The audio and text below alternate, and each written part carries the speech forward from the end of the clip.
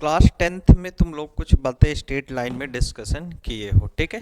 तो कहानी सबसे पहले जैसे हमने किससे शुरू करते हैं बच्चे, डिस्टेंस फार्मूले से कहानी आपने शुरू की थी, ठीक है। तो डिस्टेंस फार्मूला में आपने ये डिस्कशन किया था कि अगर सर हमें कोई भी दो पॉइंट दिया हुआ था, तो एक पॉइंट अगर ए है तो एक पॉइंट बी है और इसका कोऑर्डिनेट x1, y1 था और इसका कोऑर्डिनेट x2, y2 था। तो हमने यहाँ पे जो डिस्टेंस पढ़ी ए बी इक्वल टू कितना पढ़ा, under root x2 minus x1 का square plus y2 minus y1 का स्क्वायर। यही बात डिस्कस आपने किया था, ठीक है। अब इसी बात का आप लोग ये 10th क्लास में भी डिस्कशन किया है। मैंने इसके पहले वाले पार्ट में एक दिन वीडियो बनाई थी तो उसमें मैंने बता दिया था, ठीक है।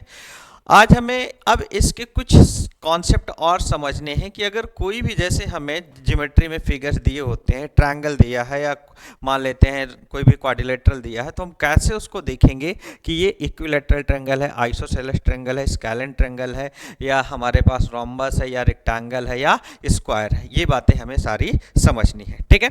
तो आज का जो सबसे मेन पहला कॉन्सेप्ट हमें डिस्कशन करना है बच्चे कि ज्योमेट्री से रिलेटेड जब हमें कॉन्सेप्ट मिलेंगे तो ज्योमेट्री से रिलेटेड क्वेश्चंस में हमें कैसे समझना है, ठीक है। ज्योमेट्री से रिलेटेड ज्योमेट्री कॉन्सेप्ट, हमें ज्योमेट्री से रिलेटेड कैसे क्वेश्चंस को समझने हैं।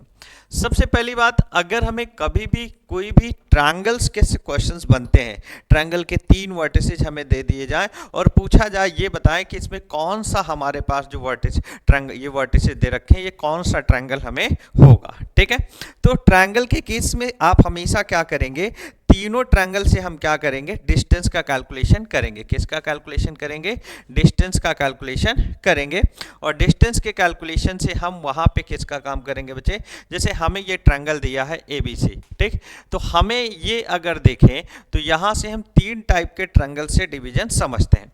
अगर हमारे पास कैसा मिले, यहाँ पे अगर AB इक्वल टू कितना मिल जाए, BC इक्वल टू AC मिल जाए, कैसा मिल जाए, AB equal to BC equal to AC मिल जाए, तो ये जो ट्रायंगल है ये ट्रायंगल कैसा होगा बच्चा, इक्विलैटरल होगा। कैसा होगा, इक्विलैटरल ट्रायंगल होगा। कैसा ट्रायंगल होगा, इक्विलैटरल ट्रायंगल होगा। लेकिन अगर हमें क्या मिले, यहां से अगर कोई भी मान लेते हैं AB not equal to BC हो जाए, ठीक है, या BC not equal to AC हो जाए, या एनी, ठीक है, एटलीस्ट, ठीक है, at least one side are different, ठीक है, डिफरेंट। अगर एक साइड की डिफरेंट लेंथ क्या हो जाए, डिफरेंट हो जाए, तो इस टाइप के ट्रायंगल को हमें क्या करते हैं, अगर हम मान लेते हैं तो उस केस में 2 ट्रायंगल बनेगा। एक कौन सा बनेगा, स्केलेन बनेगा या तो इक्विलैटरल। क्या बनेगा, स्केलेन बनेगा या तो स्केलेन के अलावा क्या बनेगा, आइसोसेलेस, ठीक है। क्या बनेगा, स्केलेन या आइसोसेलेस। तो अगर हम यहां से देखें तो हमें अगर कोई भी 2 साइड्स इक्वल नहीं रही किसी भी ट्रायंगल की, अगर हम मान लेते हैं कि जैसे मान ले ये मेरे पास कैसा ट्रायंगल है ABC, ठीक है, सपोज दैट AB, ठीक है, इक्वल टू कितना हो गया, BC, बट हमारे पास ये इक्वल नहीं है। 2 साइड इक्वल है, तीसरी साइड इक्वल नहीं है। अगर केवल 2 साइड इक्वल हो तो इस टाइप के ट्रायंगल को आप क्या नाम देते हैं बच्चा, आइसोसेलेस बोलते हैं। क्या बोलते हैं, आइसोसेलेस ट्रायंगल बोलते हैं, ठीक है।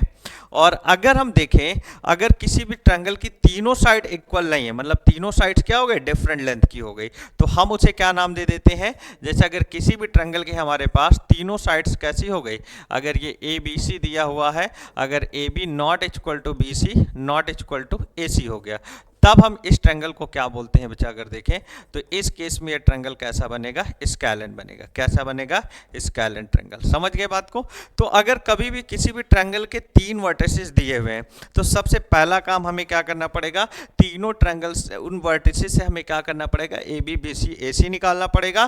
तीनों साइड्स निकालने के बाद हम क्या करते हैं, बहुत सिंपल सा कॉन्सेप्ट, हम इसमें एक काम करेंगे, तीनों निकालने के बाद हमें क्या करना है, देखना है किसको फॉलो कर रहा है। अगर तीनों साइड इक्वल हो गई तो इक्विलैटरल होगा, अगर कोई 2 इक्वल हुई तो आइसोसेलेस होगा, और तीनों डिफरेंट हो गई तो कैसा होगा, स्केलेन होगा। फिर तीसरी बात, राइट एंगल ट्रायंगल में अगर हम देखें बच्चा, तो राइट एंगल ट्रायंगल की एक खास बात हमें क्या है कि अगर देखें, अगर वो एक राइट एंगल ट्रायंगल बना, क्या बना, एक राइट एंगल ट्रायंगल बना, अगर वो राइट एंगल ट्रायंगल हमारे पास मिला, राइट एंगल ट्रायंगल, तो राइट एंगल ट्रायंगल की कहानी हमें थोड़ी सी समझनी पड़ेगी।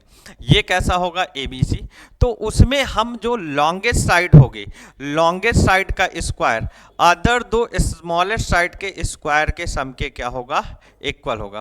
जो लॉन्गेस्ट साइड का स्क्वायर होगा मतलब AC का स्क्वायर क्या होगा, अदर दो साइड्स के स्क्वायर के सम के क्या होगा, इक्वल होगा। मतलब AB square plus BC square के क्या होगा, इक्वल होगा। समझ पाए?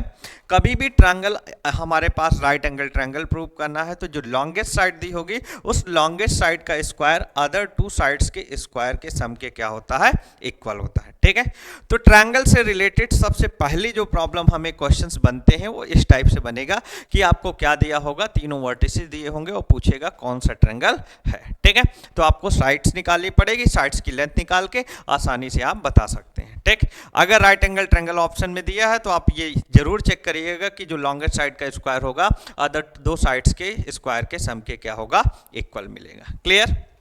अब बात आती है क्वाड्रिलेटरल की। किसके बारे में बच्चा? क्वाड्रिलेटरल की। क्वाड्रिलेटरल की अगर हम कहानी शुरू करें तो क्वाड्रिलेटरल में हमें क्या करना है,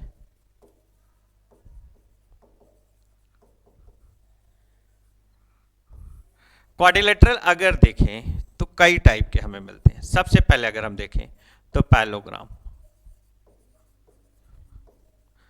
पैरेललोग्राम की कहानी क्या है, मेरे पास अगर कोई भी पैरेललोग्राम दे रखा है बच्चा, कोई भी अगर हमें पैरेललोग्राम दे रखा है,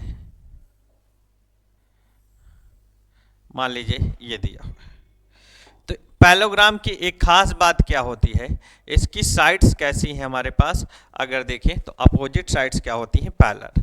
मतलब AB किसके पैरेलल होगा, CD के, और BC किसके पैरेलल हो, अगर BD देखेंगे तो BD पैरेलल टू AC। बोलो यही बनेगा। इसके बाद अगर आप देखेंगे तो यहां से ये दो साइड्स पैरेलल होगी एंड AB इक्वल टू कितना बनेगा, CD, और AC इक्वल टू कितना बनेगा बच्चा, BD। दो कॉन्सेप्ट हमें ये देखने को मिलेगा। तीसरी बात अगर हम देखें तो इनके डायगोनल क्या करेंगे बच्चा, इनके डायगोनल एक दूसरे को बाइसेक्ट करते हैं। डायगोनल क्या करते हैं, बाइसेक्ट करते हैं। तो डायगोनल हमें क्या करेगा, इसके बाइसेक्ट करेगा। बाइसेक्ट का मतलब जो होता है, यहां पे अगर देखें O, ठीक है, तो डायगोनल क्या कर रहा है, यहां से OB इक्वल टू कितना हो गया, OC, और OA इक्वल टू कितना हो गया, OD। ये हमें डायगोनल क्या करेगा, बाइसेक्ट करेगा। तो OB इक्वल टू OC और OA इक्वल टू कितना बनेगा बच्चा, OD हमें देखने को मिलता है। ये किसी भी पैरेललोग्राम में हमें देखने को मिलेगा। क्लियर? अब यहां से समझिएगा, पैरेललोग्राम के डायगोनल जो होते हैं अगर देखें तो वो इक्वल किसके केस में होते हैं, स्क्वायर के केस में होते हैं। किसके केस में होते हैं, स्क्वायर के केस में और रेक्टेंगल के केस में। ठीक है, लेकिन पैरेललोग्राम के केस में हम ऐसा नहीं लेते। अगर एक ऐसा पैरेललोग्राम हो जाए जिनकी अपोजिट साइड क्या हो जाए, इक्वल हो, और अपोजिट साइड पैरेलल हो और डायगोनल इक्वल हो जाए, तब वही पैरेललोग्राम क्या बन जाता है, रेक्टेंगल बन जाता है। क्या बन जाता है, रेक्टेंगल बन जाता है। तो वही पैरेललोग्राम क्या बनेगा बच्चा, रेक्टेंगल बनेगा। मतलब अगर हम देखें यहां से तो अब हमें बात किसकी समझनी है, दूसरा पैरेललोग्राम देखेंगे तो रेक्टेंगल के बारे में समझना है। तो दूसरा हम अगर देखें क्वाड्रिलेटरल तो रेक्टेंगल। रेक्टेंगल क्या होता है बच्चा, बहुत सिंपल सी कहानी समझिएगा।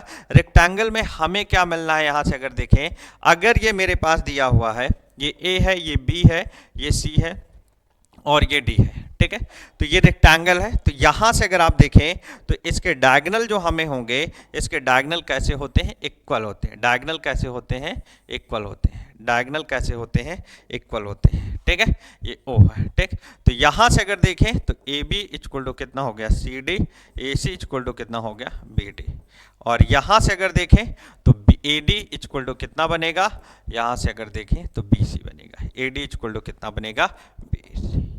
ये हमें देखने को मिलेगा। और डायगोनल भी क्या करते हैं, बाइसेक्ट करते हैं। क्लियर इतनी बात, कोई डाउट है इसमें? तो यहां से OB इक्वल टू OC एक रिजल्ट और देखने को मिल सकता है, OB इक्वल टू OC और OA इक्वल टू OD। ये भी हमें रिजल्ट देखने को मिलता है। किसके केस में बच्चा, रेक्टेंगल के केस में। अब अगर किसी क्वाड्रिलेटरल के 4 वर्टिसेस दे रखे हैं तो अगर वो रेक्टेंगल है तो रेक्टेंगल में अपोजिट साइड इक्वल मिलेंगी और क्या होगा, डायगोनल की लेंथ भी इक्वल मिलेगी। डायगोनल की लेंथ भी क्या मिलेगी बच्चा, इक्वल होगी। ये बात आपको क्या करना है, यहाँ पे समझ के चलना है। कोई डाउट इसमें? अगर हम इसी की बात देखें बच्चा, रेक्टेंगल के बाद अगर हम बात करें स्क्वायर के बारे में, किसके बारे में, स्क्वायर के,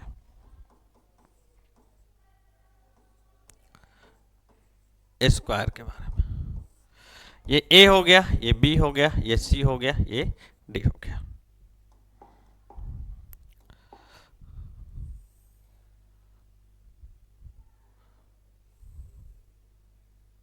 ये स्क्वायर मिल गया, ठीक है।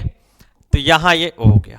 तो स्क्वायर में क्या होगा, A B equal to B C equal to C D equal to कितना बना, ए डी। क्लियर।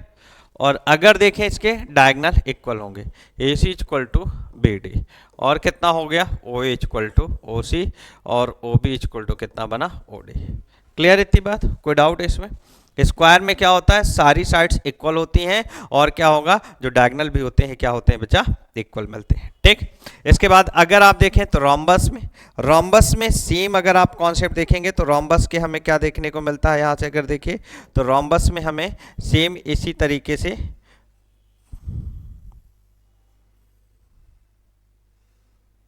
मान लेते हैं रोम्बस है,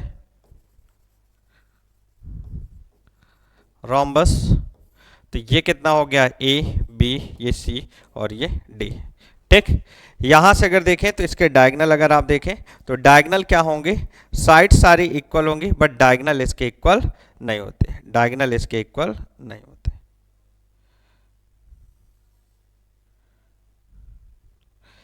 डायगोनल इसके इक्वल नहीं होते।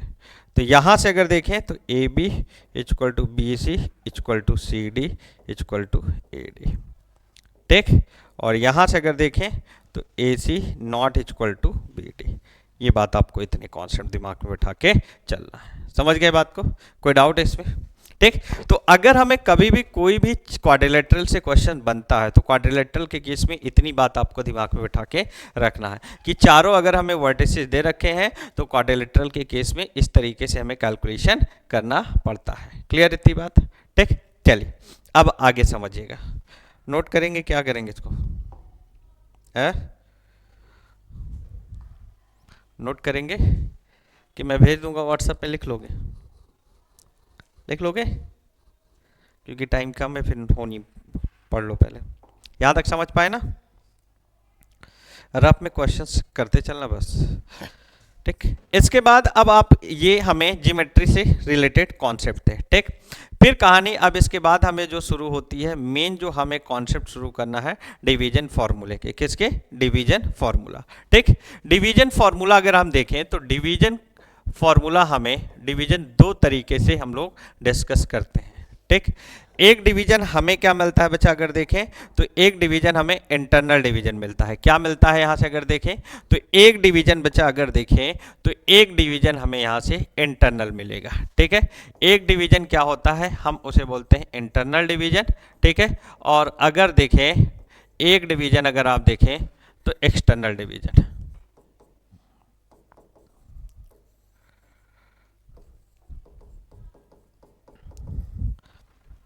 क्लियर।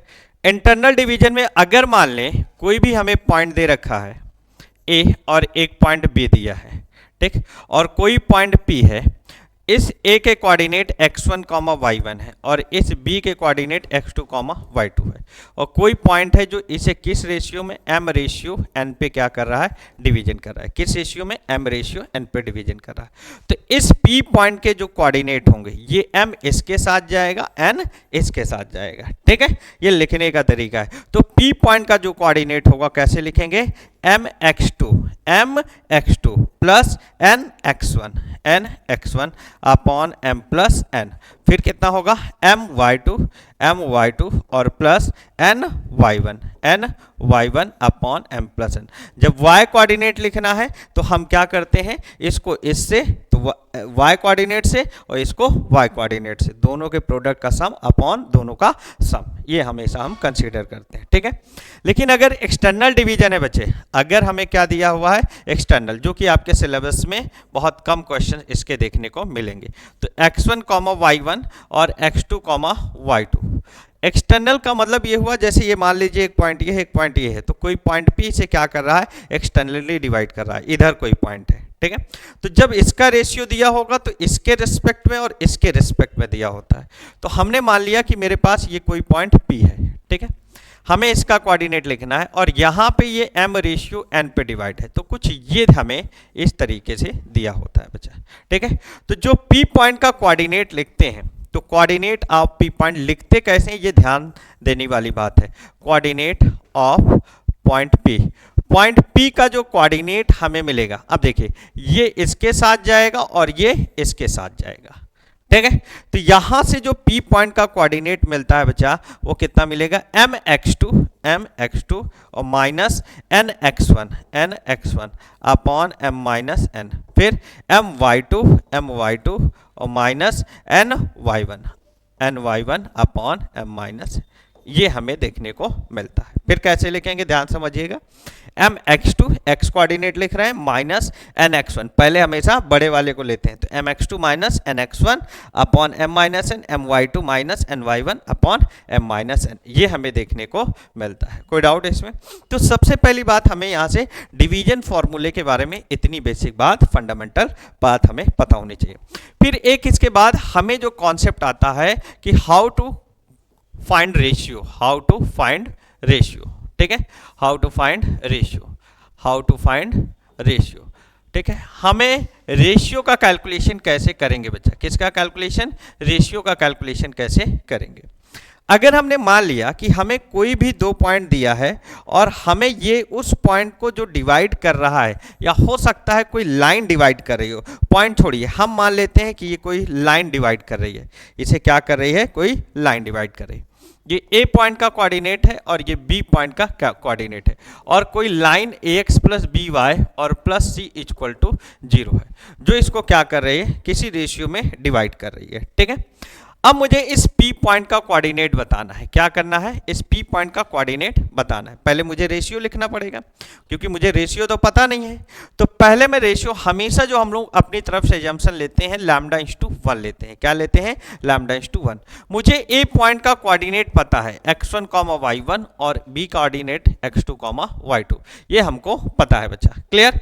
तो यहां से अगर हम P पॉइंट का कोऑर्डिनेट देखें, किसका कोऑर्डिनेट देखें, P पॉइंट का, तो P पॉइंट का कोऑर्डिनेट हमें कितना मिलेगा, ये इसके साथ जाएगा और ये इसके साथ, तो यहां से कितना बनेगा, λx2 plus 1 x1 upon λ plus 1 और कॉमा कितना हो गया, λy2 plus 1 into y1 upon λ plus 1। Clear इतनी बात, समझ गए यहाँ तक, कोई डाउट? यहां से अब अगर हम देखें तो ये जो कोऑर्डिनेट पॉइंट P मिला है, ये अब उस लाइन को क्या करेगा, सेटिस्फाइड करेगा, क्या करेगा, क्योंकि पॉइंट P क्या कर रहा है, लाइन पे लाई कर रहा है, तो पॉइंट P हमें क्या करना पड़ेगा, point P lie on the line, किस पर लाई कर रहा है बच्चा, लाइन पर लाई कर रहा है, पॉइंट P किस पर लाई कर रहा है, लाइन पर लाई कर रहा है। अगर पॉइंट P लाइन पर लाई कर रहा है, तो यहां से अगर हम देखें तो ax plus B Y plus C equal to 0 दिया है, तो a इंटू कितना हो गया यहाँ से, λx2 plus x1 upon λ plus 1, ठीक है, प्लस b और y λy2 और प्लस y1 अपॉन λ प्लस 1 और प्लस c इक्वल टू कितना बनेगा, 0 बनेगा। कोई डाउट है इसमें, समझ गए बात को? तो यहां से अब किसका कैलकुलेशन करेंगे, लैम्डा का, और लैम्डा की वैल्यू का कैलकुलेशन करिए। अगर लैम्डा की वैल्यू पॉजिटिव मिली या नेगेटिव मिली, समझ गए, दो वैल्यू मिलेगी, या तो पॉजिटिव मिलेगी या तो नेगेटिव। तो अगर वैल्यू पॉजिटिव मिली तो जो रेशियो है वो वो कैसा होगा, इंटरनली होगा, ठीक है, वो कैसा होगा, इंटरनली, क्योंकि हमने मान लिया था वो कि डिवीजन कैसा है, इंटरनली डिवाइड कर रहा है λ/1 पे, यही माना था, और हमारा जो एजम्पशन है अब वो क्या होगा, क्योंकि वैल्यू पॉजिटिव आई है तो वो ट्रू है। लेकिन अगर वैल्यू नेगेटिव आई तो जो हमने एजम्पशन माना था वो गलत होगा, और अब रेशियो कैसा होगा, एक्सटर्नली होगा। रेशियो कैसा होगा बच्चा, एक्सटर्नली होगा। तो हमें यहाँ से फिर बात समझनी है कि हमें जब भी रेशियो का कैलकुलेशन करना है तो हमें क्या करना होगा, पॉइंट दिया होगा, ठीक है, लाइन दी होगी या कुछ भी दिया जा सकता है। हम रेशियो अपनी तरफ से λ/1 मान लेंगे और रेशियो मानने के बाद हम डायरेक्टली क्या करेंगे, पी पॉइंट का कोऑर्डिनेट निकालेंगे। पी पॉइंट का कोऑर्डिनेट निकालने के बाद हम उस लाइन पे या जो भी हमें यहाँ पॉइंट पी दिया होगा उसको सेटिस्फाइड कराएंगे और वहाँ से लैम्डा की वैल्यू निकालेंगे। अगर लैम्डा की वैल्यू पॉजिटिव है तो जो हमने रेशियो माना है इंटरनली वो सही है, अगर लैम्डा की वैल्यू निगेटिव है तो जो हमने रेशियो माना है वो गलत है। रेशियो कैसा होगा बच्चा, एक्सटर्नली होगा। समझ गए इतनी बात, क्लियर? ते चलिए इसी पे बेस्ड जैसे एक आध क्वेश्चंस हैं उनको हम थोड़ा सा समझते हैं।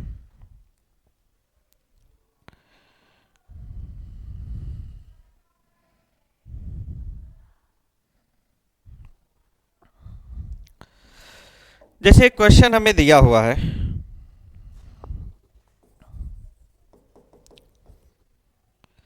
The line x plus Y plus 1 equal to x plus Y equal to 4 है। x plus Y equal to 4 divide the line joining, divide the line joining, divide the line joining, divide the line joining the points, the points, the points -1, -1, -1, and 5, 7 and 5, 7 in the ratio, in the find the ratio, find the ratio, find the ratio। हमें find क्या करना है, ratio निकालना है। ठीक, हमें क्या दे रखा है, एक लाइन है जो इन दोनों लाइन ज्वाइनिंग पॉइंट्स को क्या करे, किसी रेशियो में डिवाइड कर रही है। वो रेशियो हमें क्या करना है, डिवाइड करना है, सॉरी वो रेशियो क्या करना है, हमें फाइंड करना है। ठीक है, यहां से अगर देखें बच्चा तो बहुत सिंपल सी बात है। ठीक है, हमें यहां से क्या दिया हुआ है, कोऑर्डिनेट पॉइंट दिया हुआ है। अब अगर आप देखें तो कोऑर्डिनेट पॉइंट हमें दिया है, हमने मान लिया ये है, ये मेरे पास क्या है ए और ये मेरे पास क्या है बच्चा बी। ए पॉइंट का कोऑर्डिनेट कितना है मेरे पास, -1, 1, तो ये मेरे पास -1, 1 है और ये मेरे पास क्या है बच्चा 5, 7 है। क्या है, 5, 7 है। यहां से अगर देखें, ठीक है, यहां से अगर देखें तो यहां से हमें क्या काम करना है, हमें यहां से क्या है, ये कोई लाइन दे रखी है। ठीक है, ये लाइन कितना है, x plus Y equal to कितना है 4 और ये पॉइंट P हम इसको मान लेते हैं किस रेशियो में डिवाइड करिए, λ/1 में। किस रेशियो में डिवाइड करिए, λ/1 में। ठीक है, we assume line divides in λ/1 ratio internally, ratio internally. किस में डिवाइड कर रही है बच्चा, इंटरनली।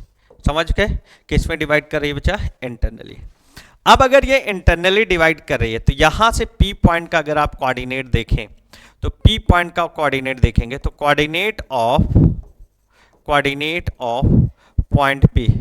पॉइंट P का कोऑर्डिनेट अगर देखें तो ये इसके साथ जाएगा और ये इसके साथ। तो यहां से कितना बनेगा मेरे पास, 5λ plus 1 into -1 upon lambda plus 1 और ये कितना हो गया 7λ और प्लस 1 अपॉन लैम्डा प्लस 1। कोई डाउट यहाँ से?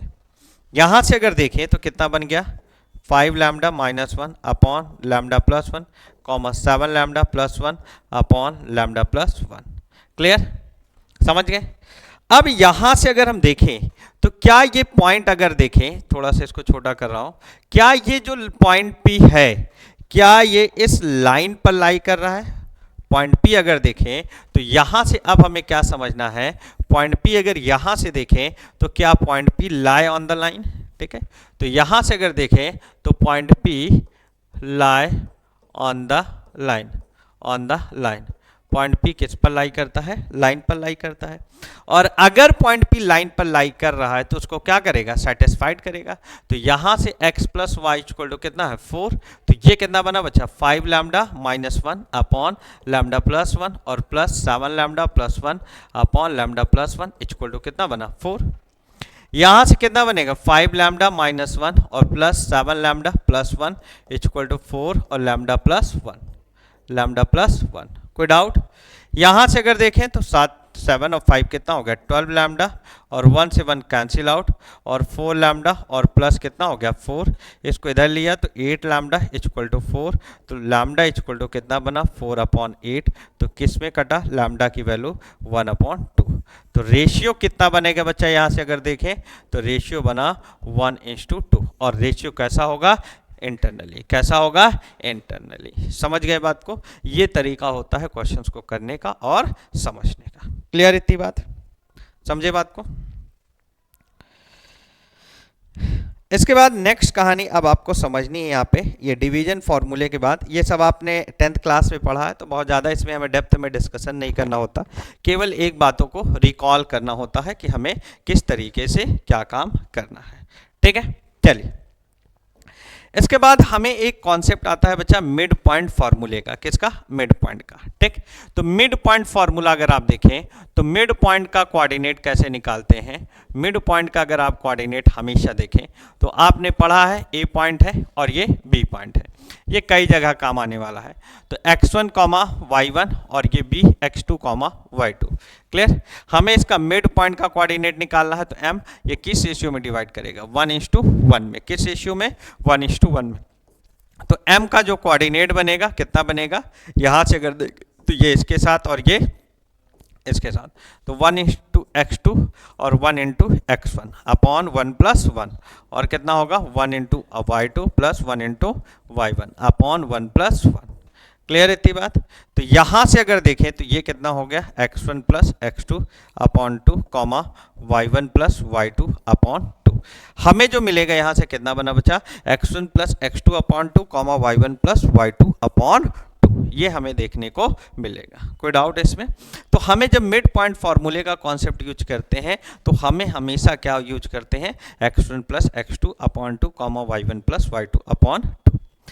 इसी को बेस मान के अब एक एग्जाम्पल समझते हैं और समझिएगा, इसे जनरल फॉर्म में हमें बता रहा हूं।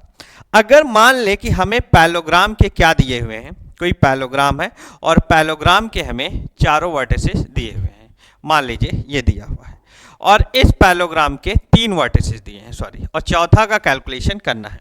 ठीक है, यहां से अगर देखें तो ये मान लेते हैं बच्चा x1, y1 और ये x2, y2 और ये मेरे पास x3, y3 दिया हुआ है। और आपसे क्या पूछा जाए, इस d का कोऑर्डिनेट पूछा जाए कि ये d का कोऑर्डिनेट हमें क्या मिलेगा। ठीक है, तो यहां से अगर आप देखें इस d के कोऑर्डिनेट को आपको कैलकुलेशन करने के लिए आपको क्या करना पड़ेगा बच्चा, बहुत सिंपल सी कहानी है। हमें यहां से एक बात पता होनी चाहिए और वो क्या है कि मुझे अगर देखें तो इसके डायगोनल क्या करते हैं, बाइसेक्ट करते हैं। क्या करते हैं, डायगोनल बाइसेक्ट करते हैं। ये बात पता है। अब देखिए, तो यहां से अगर देखें तो O क्या है, मिड पॉइंट ऑफ AC। किसका है, AC का। तो AC के हिसाब से O का कोऑर्डिनेट कितना बनेगा बच्चा, x1 प्लस x3 अपॉन, ठीक है 2 और फिर कितना है y1 प्लस y3 अपॉन 2। मुझे इस पॉइंट का कोऑर्डिनेट निकालना है और मैं मान लेता हूं कितना है बच्चा x, y। कितना मान लेता हूं x, y। कितना मान लेता हूं x, y। कोई डाउट इसमें, ये बात समझ रहे हैं, कितना मान लेते हैं x, y। अब यहां से अगर देखें बच्चा तो हमें O पॉइंट का कोऑर्डिनेट अगर देखें तो O किसका अगर देखें O मिड पॉइंट है, किसका, मिड पॉइंट, ठीक है, ऑफ BD। किसका मिड पॉइंट है, BD का। किसका मिड पॉइंट है बच्चा, BD का। अगर O BD का मिड पॉइंट है, इसका मतलब अगर देखें तो O का डिवीजन क्या होगा, x प्लस x2 अपॉन 2 और कितना बनेगा y plus y2 upon 2। x plus x2 upon 2 y plus y2 upon 2। कोई डाउट। ये बताएं क्या O एक ही पॉइंट के दो अलग अलग कोऑर्डिनेट हो सकते हैं, नहीं। ठीक है, दोनों के सेम होंगे। तो हमने क्या देखा, अगर चाहे इसे O डैश नाम दे देते, चलिए अच्छा O ही रखे। एक O क्या निकाला हमने, एक निकाला x1 प्लस x3 अपॉन 2 और y1 प्लस y3 अपॉन 2। इसका मतलब दोनों एक दूसरे को क्या करेंगे, कोइंसाइड करेंगे, दोनों एक दूसरे को क्या करेंगे, कोइंसाइड करेंगे। यहां से अगर कोइंसाइड किया, इसका मतलब x1 plus X three upon two equal to X plus x2 upon two, और यहां से अगर देखें तो y1 plus y3 upon two equal to y plus y2 upon two, और 2 से 2 और 2 से 2 कैंसिल आउट। तो यहां से x की वैल्यू अगर देखें तो x1 प्लस एक्स3 माइनस कितना बनेगा, x2। कोई डाउट? और यहां से अगर आप देखेंगे तो कितना बनेगा, y की value y equal to y1 plus y3 minus y2। कोई डाउट? तो यहां से अगर देखें तो D पॉइंट का कोऑर्डिनेट कितना बना, x1 plus x three minus x2 और कॉमा y1 प्लस y3 और माइनस y2। तो अगर आप थोड़ा सा समझें तो इसका कोऑर्डिनेट और माइनस ये, ठीक है, इसका सम माइनस ये, यही दिख रहा है यहाँ पे। तो हमें यहाँ क्या दिखा, अगर देखें तो x1 प्लस एक्स3 और minus x2 comma y1 plus y3 और माइनस का y2। कोई डाउट इसमें? क्लियर सारी बात? इसका मतलब अगर मैं इसी को डाटाबेस करूं, जैसे मान लो कि मेरे पास कुछ एक पैलोग्राम दिया है बच्चा, अगर इसी को मैं डाटा वेट में कन्वर्ट करूं कि मैंने मान लिया ये मेरे पास एक पैलोग्राम दिया है, ठीक है, इसका कोऑर्डिनेट 1,2 है, इसका कोऑर्डिनेट 3,4 है, इसका कोऑर्डिनेट मैं मान लेता हूं कि भाई मेरे पास 2, मान लेते हैं 4 दिया, ठीक है, 2,4 दिया हुआ है। कोई डाउट इसमें? मान लेते हैं, कोई दिक्कत नहीं है। हमें इसका कोऑर्डिनेट निकालना है, ये A है, ये B है, ये C है और ये D है। क्या अब आप एक लाइन में इसके कोऑर्डिनेट को नहीं लिख सकते? यहां से कितना बना बच्चा, x1 y1, ये कितना बना x2 y2, और ये कितना बना x3 y3, और इसका कोऑर्डिनेट x y, यही बताया आपको। एक लाइन में लिखना सिखाया, क्या बनेगा, x1 प्लस एक्स3 और माइनस का x2, यही बनेगा, ठीक है, कॉमा y1 प्लस y3 और माइनस का y2। x1 की वैल्यू कितना है मेरे पास बच्चा 1, x3 की वैल्यू कितना है 2 और x2 की वैल्यू 3, और y1 की वैल्यू कितना है मेरे पास 2 और y3 की वैल्यू 4 और माइनस y2 की वैल्यू 4। 4 से 4 कैंसिल, यहां से कितना बना 3 माइनस 3 0, 2, कितना बना 0,2। समझ पाए बात को? तो ये तरीका होता है इसको समझने का और करने का। तो यहाँ पे एक तरीके से इस कॉन्सेप्ट से हम क्या करते हैं, कुछ क्वेश्चंस को समझते हैं और सीखते हैं, ठीक है। इतनी बात उम्मीद है कि समझ पाए होंगे कि हमें क्या काम करना पड़ता है। क्लियर इतनी बात? समझे बात को? फिर इसके बाद एक हमें डिस्टेंस फॉर्मूले से कोलिनियरिटी का कॉन्सेप्ट आता है। किसका? डिस्टेंस फॉर्मूले से कोलिनियरिटी का कॉन्सेप्ट हमें देखने को मिलता है, ठीक। और एक हमें देखना पड़ता है एरिया ऑफ ट्रायंगल से। दो तरीके से हमें कोलिनियरिटी चेक करनी पड़ती है। तो हमें यहाँ से ये क्लियर हो गया। अब एक हमें क्या समझना है यहाँ से, area of triangle, basic fundamental concept है, उसे भी आप समझिए। अगर हमें एरिया ऑफ ट्रायंगल देखना हो कि किसी भी ट्रायंगल का एरिया क्या होता है, तो एरिया ऑफ ट्रायंगल हमें समझना है बच्चा। क्या समझना है? Area of triangle. तो किसी भी ट्रायंगल के अगर हम एरिया को बात करें कि किसी भी ट्रायंगल के एरिया हमें क्या मिलेगा, तो यहाँ से अगर मान लेते हैं ये मेरे पास ट्रायंगल है, ये A है, ये B है और ये C है। इस A का कोऑर्डिनेट बच्चा x1, y1 है, इस B का कोऑर्डिनेट x2, y2 है और इस C का कोऑर्डिनेट x3, y3 है। कोई डाउट? और इस ट्रायंगल का आपको क्या करना है? एरिया देखना है। तो एरिया को हम किससे रिप्रेजेंट करते हैं? डेल्टा से। और याद रखिएगा 1/2 मॉड लगा देते हैं, ठीक है। यहाँ से x1 से शुरू करेंगे तो y2 माइनस y3 लिखते हैं और प्लस x2, फिर कितना होता है y3 माइनस y1 और प्लस x3 और कितना हो गया y1 माइनस y2। ये हमें देखने को मिलता है, ठीक है। x1 कितना हो गया y2 माइनस y3 और x2 कितना हो गया y3 माइनस y1 और x3 कितना हो गया y1 माइनस y2। ये हमें देखने को मिलेगा। कोई डाउट इसमें? इतनी बात समझ रहे हैं? ये किसी भी ट्रायंगल का क्या होता है? एरिया कैलकुलेशन का सबसे फंडामेंटल कॉन्सेप्ट, ठीक है। इसका मतलब सर अगर हम देखें तो इसी कॉन्सेप्ट का यूज करके, ये तो पढ़ चुके हैं सब 10th क्लास में, केवल रिकॉल कर रहा हूं, अगर नहीं पढ़ा है सिलेबस में हटा दिया गया है तब भी आप देख लीजिएगा। यहाँ तक क्लियर है? समझे कि नहीं? ठीक है। अगर हमें किसी भी इसी तरीके से ट्रायंगल से हमें किसी भी मान लेते हैं, वैसे तो कोई भी क्वाड्रिलेटरल ले सकता है या कोई भी पॉलीगन ले सकता है, पेंटागन किसी का भी, तो आपको हमेशा उसके कैलकुलेशन, एरिया के कैलकुलेशन में आप यही प्रोसेस यूज करते हैं। तो एरिया आप क्वाड्रिलेटरल का भी आप इसी तरीके से कैलकुलेशन करते हैं बच्चे। अगर आप देखें कि सर एरिया आप क्वाड्रिलेटरल देखना है कि किसी भी क्वाड्रिलेटरल का एरिया हम कैसे कैलकुलेट करें, तो बहुत आसानी से हम उसे समझ सकते हैं। चलिए ये ले लिया, ठीक है। जैसे मान लीजिए ये क्वाड्रिलेटरल है, इसका एरिया का कैलकुलेशन करना है, तो हम क्या करेंगे, इसे अगर आप देखें तो ट्रायंगल में डिवीजन करना है। किस में डिवीजन करना है? ट्रायंगल में। तो ये ए हो गया, ये बी हो गया, ये सी हो गया, ये डी हो गया। ये कितना हो गया? x1 y1, और ये कितना हो गया? x2 y2, और ये कितना हो गया? x3 y3, और ये कितना हो गया? x4 y4। क्लियर इतनी बात? समझ गए बात को? अब हमें इसका एरिया मान लेते हैं डेल्टा 1 और इसका मान लेते हैं डेल्टा 2। दोनों ट्रायंगल का अलग अलग एरिया निकाल लेते हैं और दोनों ट्रायंगल का एरिया कैलकुलेशन करने के बाद आसानी से हम लिख लेते हैं। यहां से भाई डेल्टा, अगर हम क्वाड्रिलेटरल का एरिया देखें तो डेल्टा 1 प्लस डेल्टा 2 मिलेगा बच्चा। तो यहां से डेल्टा 1 का अगर कैलकुलेशन करें, देखिए यहां से शुरू करते हैं। x1 लिखते हैं, क्या बताया? 1/2 मॉड ऑफ x1, फिर कितना होगा? y2 minus y3।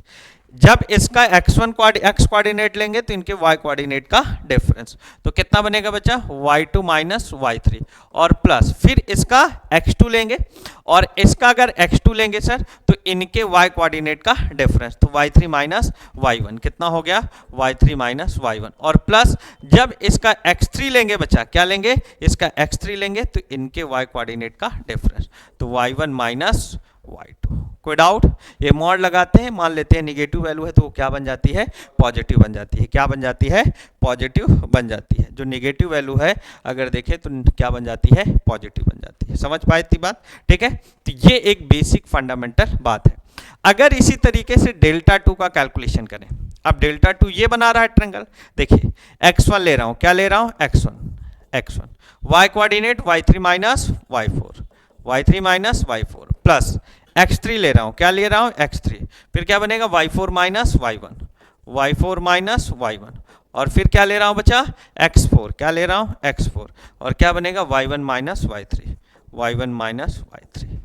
कोई डाउट बताइए? क्लियर इतनी बात? समझ पाए?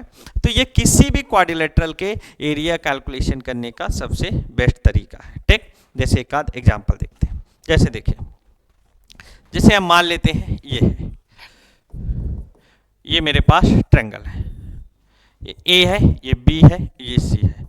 ये कितना है? 1, 2, मान लिया 3, 4, और मान लिया -1, 3। इसका हमें एरिया निकालना है, डेल्टा निकालना है। तो डेल्टा निकालना है तो 1/2, भाई रूल के हिसाब से इसे x1, y1 मान लीजिए, इसे x2, y2 मान लीजिए, और इसे x3, y3 मान लीजिए, यही मान लेते हैं। ठीक है, और यहाँ से डेल्टा अगर देखें तो 1/2 x1 कितना होगा? y2 माइनस y3, और प्लस फिर कितना होगा? x2, और ये कितना होगा? y3 माइनस y1, और फिर कितना होगा? Plus x3 y1 minus y2। Clear?